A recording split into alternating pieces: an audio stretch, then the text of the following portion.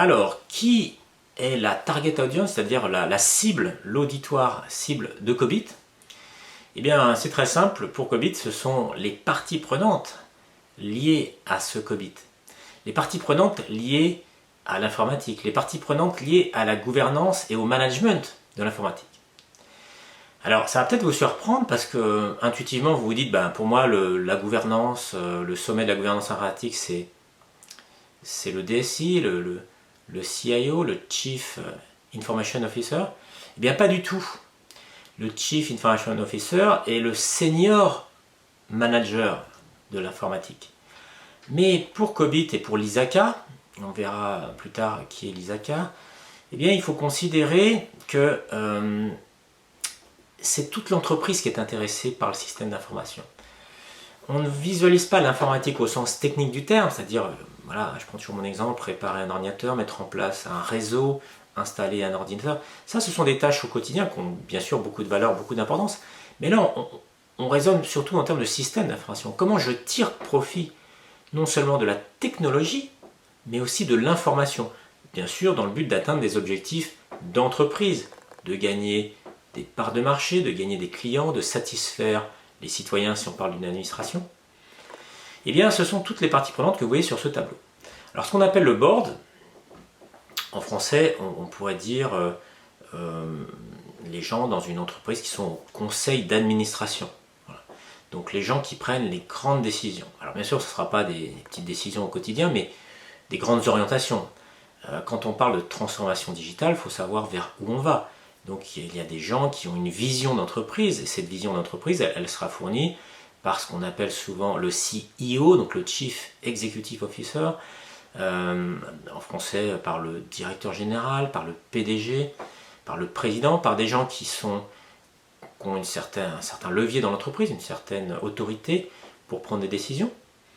Alors on verra aussi les gens qui s'occupent du management, on va dire exécutif en anglais, on pourrait dire opérationnel en français, donc des gens qui sont sur le terrain et qui prennent des décisions là aussi au quotidien pour l'entreprise. Les business managers, et on peut penser je sais pas, au directeur commercial, au directeur financier, au directeur de l'exploitation de l'entreprise, des gens qui sont en charge de métiers dans l'entreprise qui sont liés aux opérations de l'entreprise. Donc on va avoir aussi les managers informatiques, bien entendu, puisqu'il s'agit quand même d'un référentiel qui est orienté vers l'IT. Alors assurance provider, rien à voir avec la notion d'une assurance pour une voiture ou une maison. L'idée d'assurance en anglais, c'est l'idée d'amener une garantie, d'amener une sorte de sécurité. Donc on pense à tout ce qui est système de contrôle interne. On peut penser à assurance qualité, mais on ne met pas forcément le mot qualité parce qu'on ne cherche pas forcément que l'assurance qualité, on cherche aussi l'assurance que les budgets sont bien respectés. Quand on pense à la qualité, on pense avant tout à la qualité soit des processus, soit la qualité du produit. L'assurance va plus loin, elle englobe effectivement tout ce qu'on pourrait appeler le contrôle en général, la compliance aussi. Les gens qui s'occupent de risk management, très important dans une entreprise de prendre en compte les différents risques. Le quotidien nous montre qu'il y a souvent des risques qui ne sont pas pris en compte. Une crise sanitaire par exemple, une crise sociale, mais aussi bien sûr des problèmes techniques, des problèmes environnementaux, des problèmes légaux, des normes, des lois, on pense à RGPD. Donc qu'est-ce que court l'entreprise si elle n'est pas effectivement tout à fait alignée avec les objectifs d'une bonne informatique? Et bien évidemment, l'entreprise court des risques.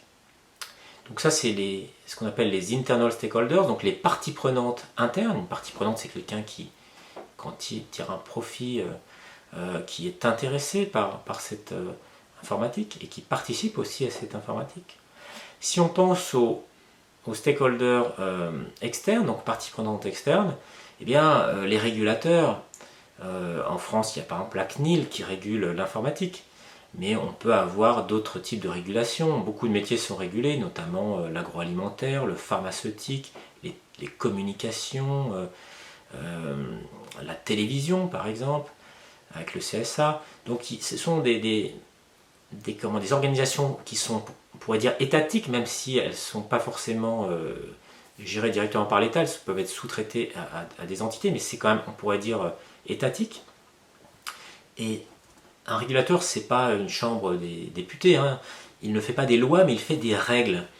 Et les entreprises sont contraintes, les entreprises qui font partie d'un secteur régulé sont contraintes par différentes autorisations, des permis, de suivre cette régulation. On peut penser par exemple aux banques ou aux assurances. Il y a un code des assurances, un code des banques, et effectivement avec des règles qu'il faut respecter. Donc on peut penser aussi plus côté business aux business partners. Alors c'est quoi un partner? C'est souvent ce qu'on appelle un fournisseur privilégié. C'est quelqu'un avec qui on a de très bonnes relations, avec qui on travaille, je dirais, main dans la main. Et on s'assure, au travers notamment de partenariats, de contrats de type commerciaux, à ce que la relation soit quand même fructueuse pour tout le monde. Donc une bonne gouvernance va amener une meilleure relation avec vos fournisseurs. On peut penser aussi aux IT vendors, donc là c'est vraiment les fournisseurs au sens premier du terme, fournisseurs de logiciels, on pense à un éditeur par exemple, mais ça peut être maintenant avec toutes les offres SaaS, un fournisseur en ligne, ce sont des éditeurs aussi d'un autre côté. Des gens qui font de l'infogérance, qui font ce qu'on appelle aujourd'hui du cloud notamment, qui vont héberger vos solutions, donc faire en sorte que la sécurité notamment, la fiabilité et aussi la conformité soient prises en compte. Là encore, une bonne gouvernance va permettre de jeter un œil sur ce que font les gens et voir si globalement tout le monde a bien compris. Donc vous voyez un ensemble de parties prenantes, donc de stakeholders, qui sont complètement dans la cible de ce cockpit. Bien sûr, concrètement, on va retrouver aussi tous les managers informatiques, les consultants en assurance qualité sont très intéressés par tout ça. Mais on en a déjà un peu parlé puisqu'on a parlé de IT managers.